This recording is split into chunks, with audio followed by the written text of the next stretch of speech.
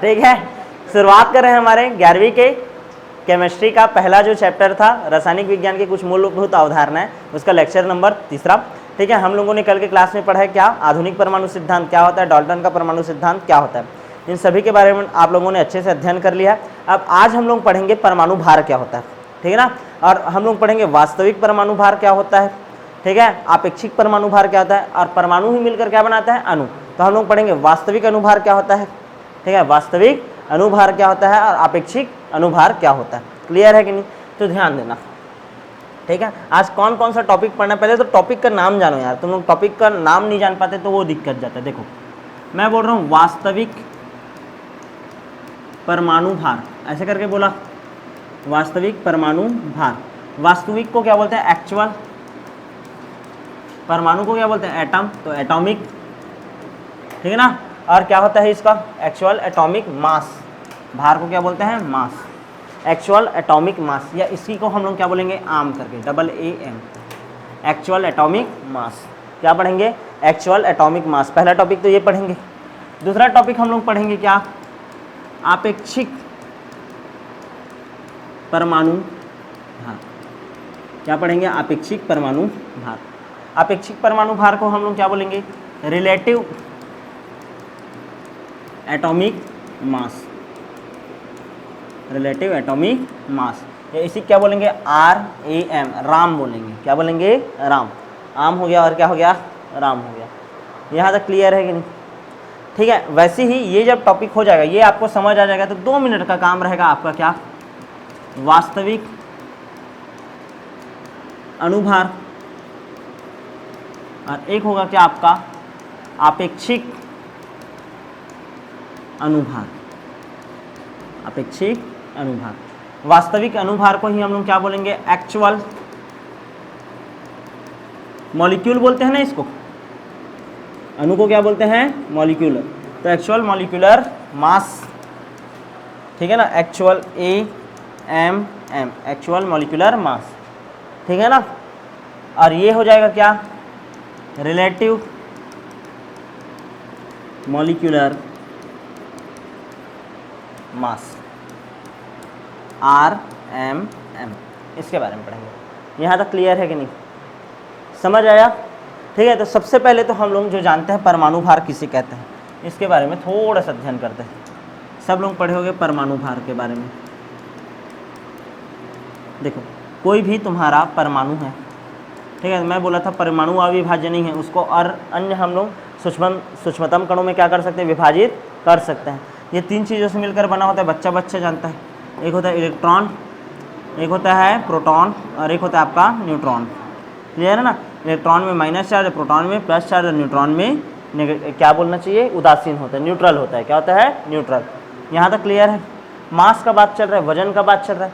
इसका जो वजन रहता है इलेक्ट्रॉन का, वो होता है 9.1 × 10⁻31 किलोग्राम। ठीक है, कितना होता है, 9.1 × 10⁻31 किलोग्राम। यहाँ तक क्लियर है, -31 है। यहाँ तक क्लियर। प्रोटॉन का भार 1.67 × 10⁻27 किलोग्राम, ऋण 27 किलोग्राम। क्लियर है। और इसका होता है न्यूट्रॉन का same to same 1.67 × 10⁻27 kilogram. Clear है। पहले तो इतना जाना, इलेक्ट्रॉन का भार कितना होता है, परमाणु, ठीक है ना, कोई परमाणु है, इसमें कितना मूलभूत कण है, 3, तो इसका भार इतना है, इसका भार इतना, इसका भार इतना। यहाँ तक क्लियर है। चल लिखो जल्दी जल्दी लिखो जल्दी, ठीक है। इलेक्ट्रॉन, प्रोटॉन और न्यूट्रॉन, तीनों का भार जान डाले कि नहीं, ठीक है। 1 मिनट ना, हाँ चलो, ठीक है। न्यूट्रॉन को अपेक्षाकृत अधिक भारी बोला जाता है ना। थोड़ा सा ना इसका जो भार रहता है ना, ध्यान समझना। ये बताओ, ये ज़्यादा बड़ा है कि ये ज़्यादा बड़ा है, 31 वाला बड़ा है कि 27 वाला? 27 वाला बड़ा है। कौन बड़ा है? 27 वाला। ये उससे और कम होते जा रहा है ना, -31 जा रहा है। अरे तुम लोग पढ़ते हो ना, ये देखो 0, -1, -2, -3, तो -1 ज़्यादा बड़ा है कि -2? ज़्यादा बड़ा कौन है? -1 ना, इधर जा रहा है तो और कम होते जा रहा है वो, तो समझ आ रहा है ना। तो ये दोनों ज़्यादा भारी हैं किससे? इलेक्ट्रॉन से। किससे ज़्यादा भारी हैं? इलेक्ट्रॉन से। यहाँ तक क्लियर है? इतना समझ आया कि नहीं पहले तो? अच्छा, स्थिति कैसे रहता है कोई परमाणु में? कोई परमाणु है ना, तो उसका जो नाभिक रहता है, सेंटर, उसमें रहता है आपका प्रोटॉन और न्यूट्रॉन। कौन रहता है? प्रोटॉन और न्यूट्रॉन। और उसके चारों ओर कौन चक्कर लगाते रहता है? निश्चित ऊर्जा के कक्षकों में इलेक्ट्रॉन। इलेक्ट्रॉन ऐसे घूमते रहता है, समझ आ रहा है कि नहीं? इलेक्ट्रॉन ऐसे घूमते रहता है। यहाँ तक क्लियर है? जब मैं कोई परमाणु का भार बोलूँगा, जब मैं कोई भी परमाणु का भार बोलूँगा तो क्या करोगे तुम लोग? प्रोटॉन का भार, न्यूट्रॉन का भार और इलेक्ट्रॉन का भार, सबको जोड़ोगे। लेकिन ध्यान से सुनना, जो आपका इलेक्ट्रॉन है उसका मान बहुत ही ज़्यादा क्या है? कम है। बहुत ज़्यादा क्या है? कम। तो इसका हम लोग क्या कर सकते हैं? उपेक्षा कर सकते हैं, क्या नेग्लेक्ट कर सकते हैं इसको? इसके भार को क्या कर सकते हैं हम लोग? नेग्लेक्ट कर सकते हैं। क्लियर है ना? इसी कारण जो परमाणु भार रहता है उसमें केवल और केवल किसके भार को जोड़ा जाता है? प्रोटॉन और न्यूट्रॉन के भार को। क्लियर है कि नहीं? प्रोटॉन और न्यूट्रॉन के भार को। यहाँ तक समझ आया? क्लियर है कि नहीं? ठीक है, तो चलो शुरुआत करें अब। ठीक है, तो ध्यान से समझना, कोई परमाणु है, ठीक है, तो परमाणु है तो ध्यान से समझना, उस परमाणु का मान लो मैं कोई परमाणु है उसको शो कर रहा हूँ एम से। किससे शो कर रहा हूँ? एम से। अब ये जो परमाणु है उसका यहाँ पास यदि जेड लिखा रहता है और यहाँ पास क्या लिखा है? ए लिखा है, तो जेड का मीनिंग क्या होता है? उसका परमाणु क्रमांक। क्या होता है? परमाणु क्रमांक। और ए लिखा है, इसका मीनिंग क्या होता है? उसका परमाणु भार। क्या होता है? परमाणु भार। क्लियर है कि नहीं? यहाँ तक समझ आया कि नहीं? मान लो मेरे को एक परमाणु का भार निकालना है, ठीक है ना, ध्यान समझना। मान लो मेरे को किसी परमाणु का क्या निकालना है? भार निकालना है। तो इसका जो भार है, ठीक है ना, उसका एक परमाणु का जो भार है उसको मैं 3 तरीके से दिखा सकता हूँ। कितने तरीके से? 3 तरीक़ा से। एक तो हम लोग निकाल सकते हैं मान को ग्राम में, इसमें निकाल सकते हैं ग्राम में। एक तो निकाल सकते हैं AMU में, इसमें निकाल सकते हैं AMU में। और मापने का एक और इकाई है क्या आपका? डाल्टन। क्या है? डाल्टन। ये AMU को ही हम लोग क्या बोलते हैं? म्यू करके भी शो करते हैं। क्या करके? म्यू करके। 3 तरीके से परमाणु भार निकालते हैं, 3 प्रकार से शो करेंगे, या तो ग्राम में, या तो AMU में, या तो डाल्टन में। हमारे केमिस्ट्री में ऐसे करेंगे। कोई भी किलोग्राम में शो नहीं करेगा क्योंकि उसका मान एकदम छोटा है ना। क्लियर है कि नहीं? यहाँ तक समझ आया कि नहीं? क्लियर है? अब मैं परमाणु भार का गणना कैसे करता हूँ? सबसे पहले तो परमाणु क्रमांक कैसे होता है? परमाणु क्रमांक सब लोग इतना तो जानते हो कि एकदम बेसिक चीज़ है, तो 9वीं 10वीं में पढ़ोगे। परमाणु क्रमांक बराबर क्या होता है? प्रोटॉन की संख्या। और प्रोटॉन की संख्या किसके बराबर होता है बोला था? इलेक्ट्रॉन की संख्या। इलेक्ट्रॉन की संख्या मतलब देखो, मान लो ऐसा कार्बन दिया है, कार्बन का परमाणु क्रमांक कितना है आपका? 6। कितना है? 6। परमाणु भार होता है किसका? इसका 12। याद करना पड़ेगा परमाणु क्रमांक और परमाणु भार आपको पूरा टोटल। क्लियर है? तो परमाणु क्रमांक मान लो इसका 6 है, परमाणु भार कितना है इसका? 12। चूंकि जो क्रमांक रहता है वही उसका क्या होता है? प्रोटॉन का संख्या, और वही होता है उसका इलेक्ट्रॉन का संख्या। तो प्रोटॉन का संख्या कितना है इसका? 6। इलेक्ट्रॉन का संख्या भी कितना है? 6। क्लियर है कि नहीं? अब ध्यान दो, भार कैसे जानेंगे? तो परमाणु भार बराबर क्या होता है? ध्यान से समझना, परमाणु भार ध्यान दो, परमाणु भार बराबर होता है प्रोटॉन प्लस न्यूट्रॉन की संख्या। प्रोटॉन प्लस न्यूट्रॉन की संख्या ये होता है, सब पढ़े होगे। क्लियर है? तो हम लोग न्यूट्रॉन का संख्या निकालना है। मेरे तो प्रोटॉन का संख्या जान डाला, मैं इलेक्ट्रॉन का संख्या जान डाला। मेरे किसका संख्या जानना है? न्यूट्रॉन का। तो न्यूट्रॉन की संख्या बराबर क्या होगा? चलो बताओ, फॉर्मूला बनाओ। न्यूट्रॉन की संख्या बराबर, इसको यहीं पास रखा, क्या हो जाएगा? परमाणु भार माइनस क्या हो जाएगा? प्रोटॉन की संख्या। क्या? प्रोटॉन की संख्या। या फिर वही बोल सकते हो क्या? परमाणु भार माइनस क्या लिख सकते हो? प्रोटॉन की संख्या को ही हम लोग क्या बोले थे? परमाणु क्रमांक। तो परमाणु भार माइनस परमाणु क्रमांक। क्लियर है? हो रहा है कि नहीं? तो चलो बताओ, तो उस हिसाब से न्यूट्रॉन का संख्या बराबर क्या हो जाएगा? कार्बन का न्यूट्रॉन का संख्या क्या हो जाएगा? 12 है ये भार, माइनस क्या करोगे? 6। तो 12 माइनस 6, तो प्रोटॉन का संख्या भी कितना आ गया? 6। कितना आ गया? 6। समझ आया कि नहीं? चलो 2-4 एग्जाम्पल करें क्या? चलो तुम लोग बताते चलो। इलेक्ट्रॉन, प्रोटॉन और न्यूट्रॉन, इसको मिटाते नहीं हैं, नॉर्मल ही लिखते। चलो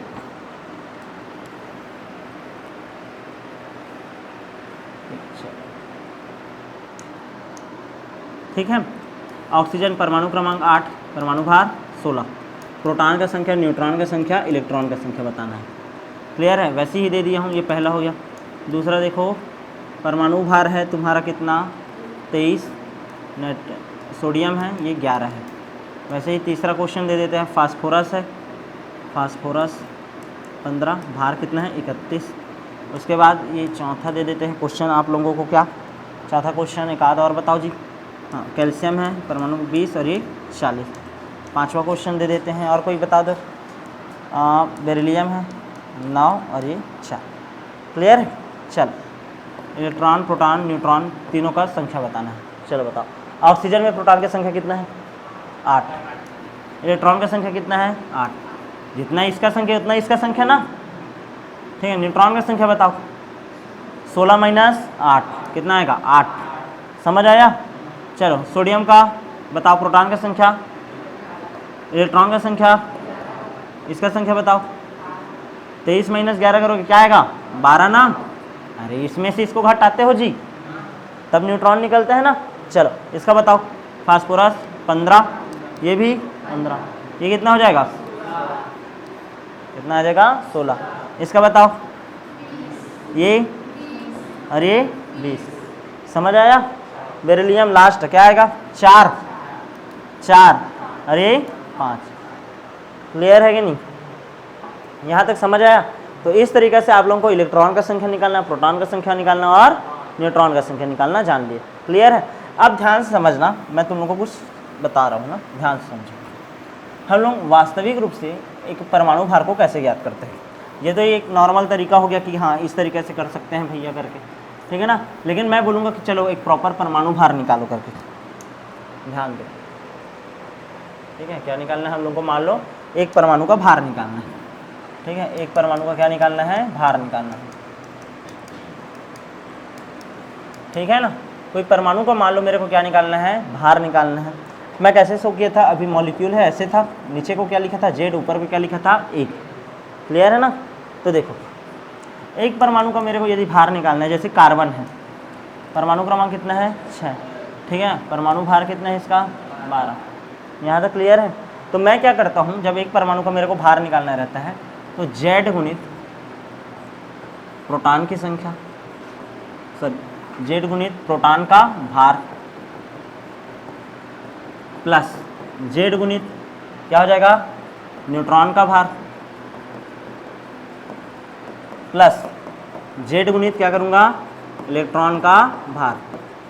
अरे समझो ना जी, कोई परमाणु है, ठीक है ना, जैसे कार्बन है, उसका परमाणु क्रमांक क्या है 6 है, परमाणु भार कितना है बोल रहा हूँ 12 है। मान लो ये मेरे को नहीं पता है 12 होता है करके, नहीं पता है, समझ आ रहा है कि नहीं। मैं इसका परमाणु भार निकालना चाहूँ तो इसके अंदर जितना भी चीज़ है उन सभी का द्रव्यमान को तो जोड़ूंगा ना, समझ आ रहा है कि नहीं। तो चूंकि ध्यान से समझो, इसके अंदर मेरे को पता है 6 प्रोटॉन है, 6 क्या है इलेक्ट्रॉन है, और 6 क्या है न्यूट्रॉन है, समझ आ रहा है कि नहीं। इलेक्ट्रॉन प्रोटॉन और न्यूट्रॉन। अब ध्यान से देखो, जो प्रोटॉन है इलेक्ट्रॉन है और न्यूट्रॉन है, एक प्रोटॉन का भार कितना होता है 1.67 गुणित 10 का घात ऋण 27। अभी किए थे ना, वो किस में था किलोग्राम में था, किस में था किलोग्राम में। उससे भी छोटा यूनिट लो तो ग्राम, ठीक है। यदि मैं उससे भी छोटा यूनिट ले लेता हूँ ग्राम, तो ये जो है इसको कैसे लिख सकता हूँ 1.67 गुणित 10 का घात ऋण 24 ग्राम, ये बोल सकता हूँ। 1 किलोग्राम बराबर कितना ग्राम होता है 1000 ग्राम होता है। क्लियर है ना। तो 1 ग्राम बराबर क्या हो जाएगा, ग्राम बराबर 1/1000 आ जाएगा। या इसी को क्या लिख सकता हूँ 10 का घात, सॉरी हाँ 10 का घात ऋण 3, ये लिख सकता हूँ क्या। क्लियर है कि नहीं। 10 का घात ऋण 3, ऊपर गए तो 1 2 3। यहाँ तक समझ आया कि नहीं। क्लियर है। तो मतलब तो वही है ना 1.67 गुणित 10 का घात ऋण 24, तो ऋण 3 घटा दिया किलोग्राम में से में। क्लियर है। तो 27 जो कि किलोग्राम रहता है ना माइनस में, उसमें से 3 घटा दो क्या आ जाएगा ग्राम। इसका भी वजन कितना आएगा 1.67 गुणित 10 का घात ऋण 24 ग्राम। क्लियर है। इसका कितना आ जाएगा, इसमें से 3 घटाओगे तो 29, 10 का घात ऋण 29 ग्राम। यहाँ तक क्लियर है, यहाँ तक समझ आया कि नहीं। तो मैं यहाँ पास क्या कर रहा हूँ, जैसे कार्बन का निकाल रहा हूँ, जैसे किसका निकाल रहे हैं कार्बन का, कार्बन का निकाल रहे हैं तो इसका जेड कितना है 6 ठोक है तो 6 लिखूँगा। प्रोटॉन का भार कितना होता है एक प्रोटॉन का 1.67 गुणित 10 का घात ऋण 24 ग्राम, यही होता है। प्लस जेड का मान कितना है फिर से 6 है, कितना है 6, ठीक है ना। क्या आ जाएगा, न्यूट्रॉन का भार 1.67 गुणित 10 का घात ऋण 24 ग्राम, क्लियर है। प्लस ये फिर से 6 गुणित क्या आ जाएगा 1.6 थोड़ी है 9.1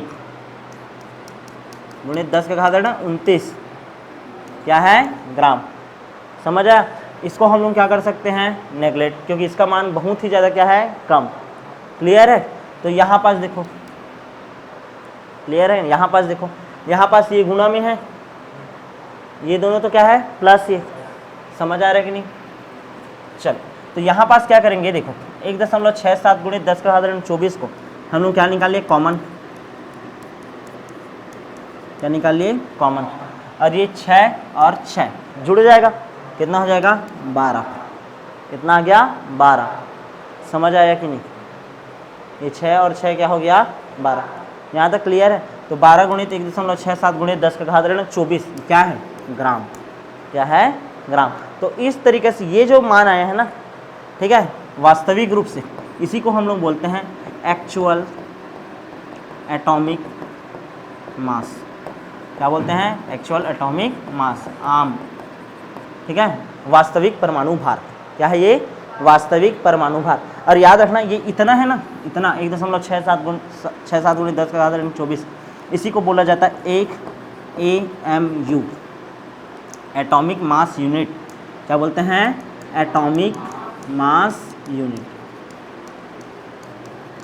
यहाँ तक क्लियर है कि नहीं, क्या बोलते हैं एटॉमिक मास यूनिट, AMU करके रहेगा, यहाँ तक क्लियर है कि नहीं, ठीक है। तो चलो हम लोग 2-4 ठो के एग्जाम्पल करते हैं, आप लोगों को पता चल गया वास्तविक परमाणु भार क्या होता है, क्लियर है कि नहीं।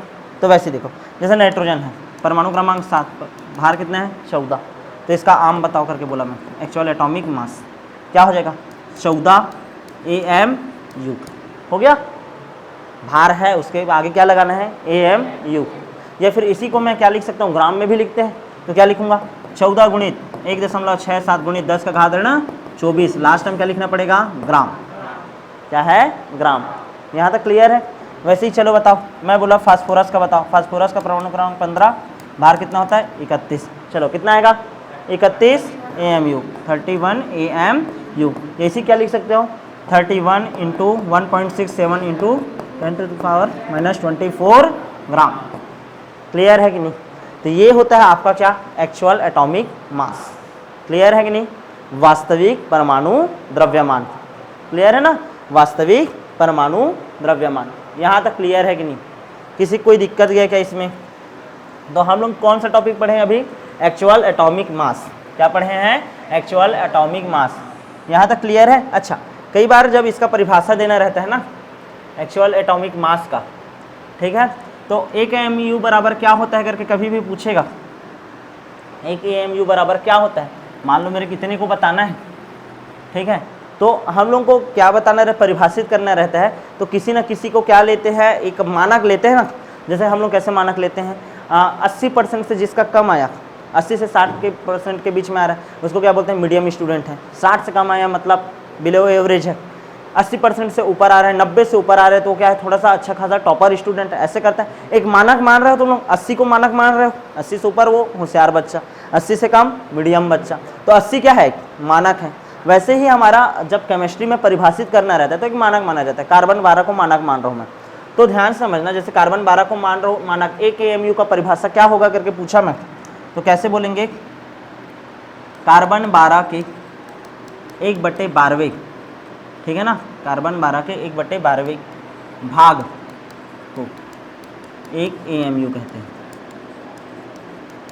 कार्बन 12 के 1/12 भाग को 1 AMU कहते हैं। कार्बन 12 के, देखो कार्बन 12 के परमाणु भार के 1/12 भाग को क्या बोलते हैं 1 AMU, क्लियर है। अब 1/12 भाग करके बोला, अब ये जो परिभाषा है ना उसके अनुसार चलो, कार्बन 12 का परमाणु भार कितना आता है, परमाणु भार कार्बन 12 का कितना आया था 12 गुणित 1.67 गुणित 10 का घात ऋण 24, इतना बस बोला, उसका 1/12 भाग, 1/12वां भाग, ये 12 और ये 12 कट गया। और ये जो मान आया है इसी को ही हम लोग क्या बोलते हैं, AMU, 1.67 × 10⁻24 ग्राम बराबर क्या होता है 1 AMU। परिभाषा कैसे बना समझ आया कि नहीं? ठीक है, तो 1 AMU का परिभाषा क्या है, तो कभी भी पूछेगा तो कैसे बोलोगे, कार्बन 12 के परमाणु भार के 1/12वां भाग। क्लियर है? अच्छा, नाइट्रोजन 14 के N/14 भाग को 1 AMU कहते हैं, लेकिन उसको मानक मान रहे हैं क्या? नहीं, हम लोग मानक किसको मान रहे हैं, कार्बन 12। क्लियर है ना? समझ आया कि नहीं 1 AMU कैसे होता है? युवराज क्लियर है? पक्का? सूर्यांश क्लियर है ना ये? चलो भाई आगे बढ़ जाएं। क्या 1 AMU का परिभाषा समझ आया? किसे कहते हैं? एक्चुअल एटॉमिक मास पढ़े, अभी क्या पढ़े? Actual atomic mass. अब ध्यान से देखो, अब हम लोग पढ़ेंगे क्या, आपेक्षिक परमाणु द्रव्यमान।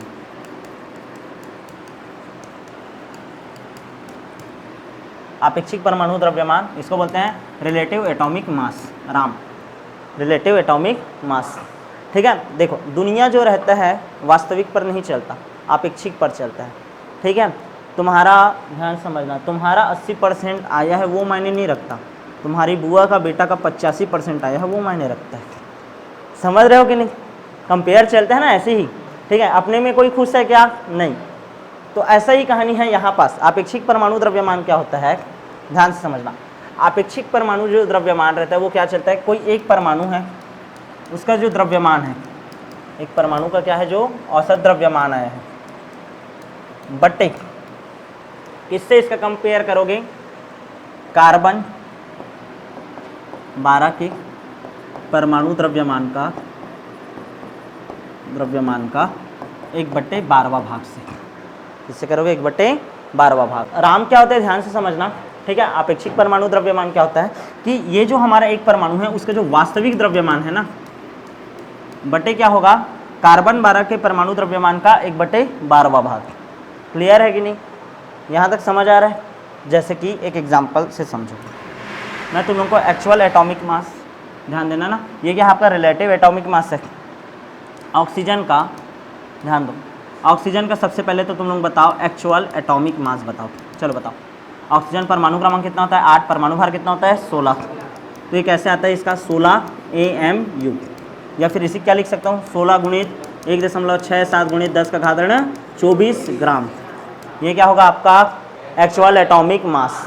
यहाँ तक क्लियर है? अब इसका रिलेटिव एटॉमिक मास निकालो। क्या निकालना है? Relative atomic mass.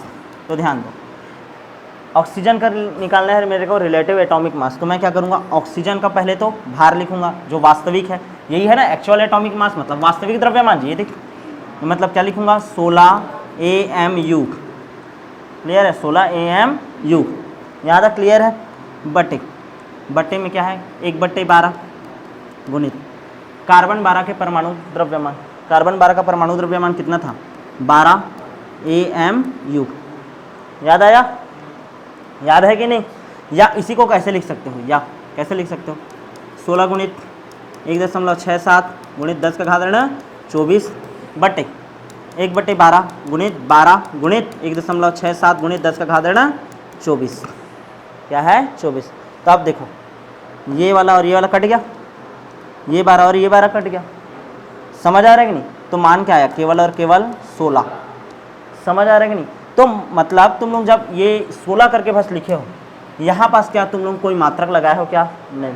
मतलब जो राम होता है वो क्या होता है आपका यूनिट लेस होता है, मात्रक विहीन होता है। क्या होता है? मात्रक विहीन। लेकिन वास्तविक जो रहता है उसका मात्रक क्या रहता है? AMU रहता है, या तो फिर क्या रहता है? ग्राम रहता है। क्या रहता है? ग्राम। यहाँ तक समझ आया कि नहीं? ये क्लियर है कि नहीं? यूनिट लेस होता है भाई राम। क्लियर है? समझ आया कि नहीं? इतना एग्जाम्पल करेंगे आप?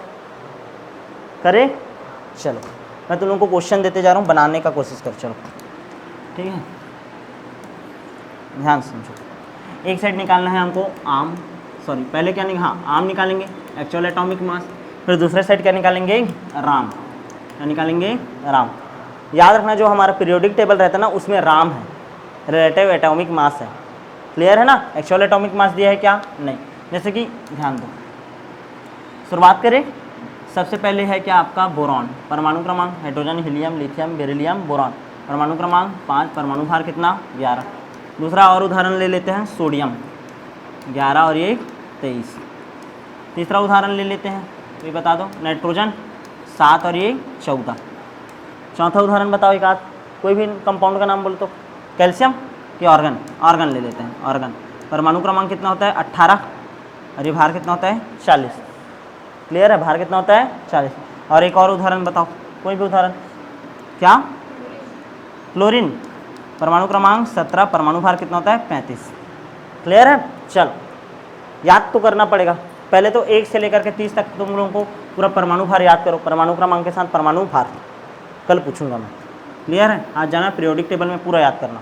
क्लियर है, नीचे वाला क्या होता है परमाणु क्रमांक, ऊपर वाला परमाणु भार। क्लियर है, चलो इसका आम बताओ, एक्चुअल एटॉमिक मास 11 AMU या फिर 11 गुणित 1.67 गुणित 10 का घात 24 ग्राम। ग्राम, ग्राम लिखना जरूरी है ना।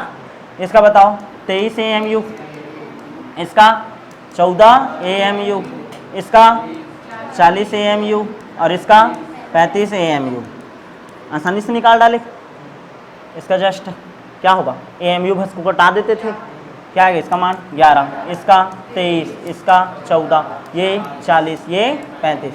क्लियर है कि नहीं। तो राम जो होता है, ध्यान से समझना, ध्यान से समझो, ये जो हम लोग पढ़ रहे हैं क्या, राम, इसी को यूज़ करते हैं हम लोग किसमें, पीरियोडिक टेबल में, यूज इन पीरियोडिक टेबल। कहाँ करते हैं, पीरियोडिक टेबल में इसका यूज़ करते हैं। क्लियर है कि नहीं। या फिर हम लोग एक और सूत्र बना सकते हैं। क्या सूत्र बना सकते हैं, देखो क्या फॉर्मूला बना सकते हैं, देखो राम बराबर, ठीक है ना, सॉरी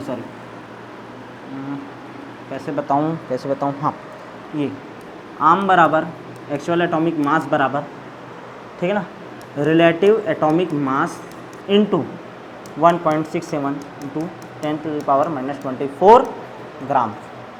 क्लियर है ना, फॉर्मूला बना। यही जो है ये देख 23 है, इसमें मैं बस गुना इतना कर देता हूँ तो वही क्या कहला जाता है, आम कहला जाता है, एक्चुअल एटॉमिक मास कहला जाता है। क्लियर है, तो ये फॉर्मूला याद रखना, ठीक है। क्या याद रखना है, ये फॉर्मूले को याद रखना है कि एक्चुअल एटॉमिक मास जो रहता है, ठीक है ना, वास्तविक परमाणु द्रव्यमान जो रहता है, आपेक्षिक परमाणु द्रव्यमान गुणित 1.67 गुणित 10 का घात 24 ग्राम। लिखो, नोट सम नहीं होगा, एग्जाम्पल को भी नोट सम लिखना। क्लियर है।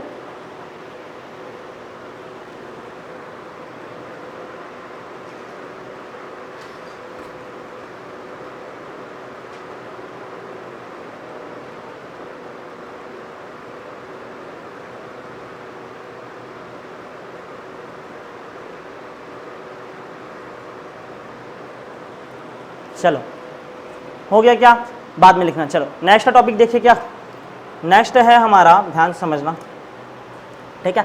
अभी बात कर रहे थे आपेक्षिक परमाणु का, और क्या था वास्तविक परमाणु। अब क्या पढ़ेंगे, वास्तविक, सबसे पहले तो वास्तविक अनुभार।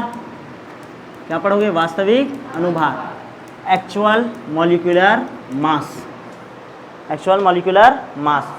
और एक क्या पढ़ोगे आप लोग, आपेक्षिक, क्या हो जाएगा, अणुभार। ठीक है, सेम टू सेम उसके जैसा ही होगा, बस यहाँ पास परमाणु की जगह क्या हो रहा है, अणु हो रहा है ना।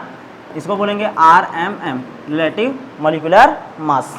क्लियर है। हम लोग जानते हैं अणु बराबर क्या होता है, टोटल सम ऑफ परमाणु, यही होता है। क्लियर है ना। एक तो सिंगल क्लोरीन है, मतलब ये क्या है, परमाणु। Cl2 हो गया, मतलब ये क्या हो गया, अणु।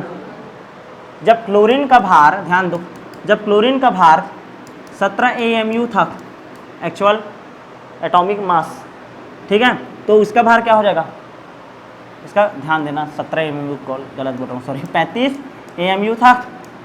क्या था, 35, ठीक है, 35 था। तो जब मैं Cl2 लिख रहा हूँ कितना हो जाएगा, चलो बताओ, एक क्लोरीन का 35, तो 2 का क्या हो जाएगा, 70 AMU। समझ आ रहा है कि नहीं, क्या हो जाएगा, 70 AMU। क्लियर है कि नहीं। नॉर्मल क्लोरीन था जी, ये क्या था, क्लोरीन का क्या निकालते थे, एक्चुअल एटॉमिक मास निकालते थे। तो 35 AMU बोल देते थे। तो मान लो मैं Cl2 बोल रहा हूँ, तो इसका एक्चुअल मॉलिक्यूलर मास क्या होगा, 70 AMU होगा ना, जस्ट डबल हो जाएगा। समझ आ रहा है नहीं? वैसे ही ऑक्सीजन का मान लो मैं निकालने बोलूँ तो, O2 का निकालने बोलूँ तो, एक ऑक्सीजन का कितना होता है 16, तो 2 ठोक है तो क्या हो जाएगा 32। तो आंसर क्या आ जाएगा 32 AMU। क्या आ जाएगा 32 AMU। यहाँ तक समझ आ रहा है कि नहीं? क्लियर है? 32 AMU। वैसे ही देखो नाइट्रोजन है, N2 करके लिखा मान लो मैं, तो नाइट्रोजन का क्या आएगा, एक नाइट्रोजन का कितना होता है 14, तो 2 है तो क्या हो जाएगा 28, तो 28 AMU। या इसे क्या लिख सकता हूँ मैं बताता हूँ, 28 गुणित 1.67 गुणित 10 का घात ऋण 24 ग्राम। समझ आया कि नहीं? यहाँ तक क्लियर है? ठीक है। अच्छा, और मैं बोलूँ तो CO2 का बताओ करके। अब एक कार्बन का कितना होता है 12, एक ऑक्सीजन का कितना होता है 16। ध्यान दो, कार्बन का, एक कार्बन का 12, ऑक्सीजन का कितना होता है 16। कितना ऑक्सीजन है 2, तो 16 दूनी 32, 32 और 12 44। तो इसका मान क्या आ गया 44 AMU। क्या आ गया 44 AMU। समझ आया कि नहीं? तो ये है आपका क्या कहानी, एक्चुअल मॉलिक्यूलर मास। क्लियर है ना? अच्छा, अब मैं बोलूँ अपेक्षिक अनुभार क्या है, यूनिटलेस, जो भी दिया है उसमें से यूनिट को क्या करना है, हटा देना है। मतलब O2 दिया है तो कितना होता है 16 दूनी 32, सीधा डायरेक्ट क्या लिखोगे 32। समझ आ रहा है कि नहीं? क्या हट रहा है यहाँ पास से, मात्रक हट रहा है। क्या हट रहा है, मात्रक। यहाँ तक समझ आ रहा है कि नहीं? कोई दिक्कत थोड़ी है भाई, नहीं ना? चलो क्लियर है। वैसे ही नाइट्रोजन रहेगा तो क्या हो जाएगा 28, CO2 रहेगा तो क्या हो जाएगा 44। क्लियर है? ये होता है मॉलिक्यूलर मास। और कैसा वाला, रिलेटिव मॉलिक्यूलर मास। अब कल जो हमारा क्लास रहेगा, ठीक है, हम लोग उसमें पढ़ेंगे परमाणुता क्या होता है और औसत परमाणु भार क्या होता है, एवरेज मॉलिक्यूलर मास। ये नया है, ठीक है ना, एवरेज मॉलिक्यूलर मास या एवरेज एटॉमिक मास। ठीक है, औसत वाला पढ़ेंगे। क्लियर है? तो मिलते हैं अब नेक्स्ट क्लास में।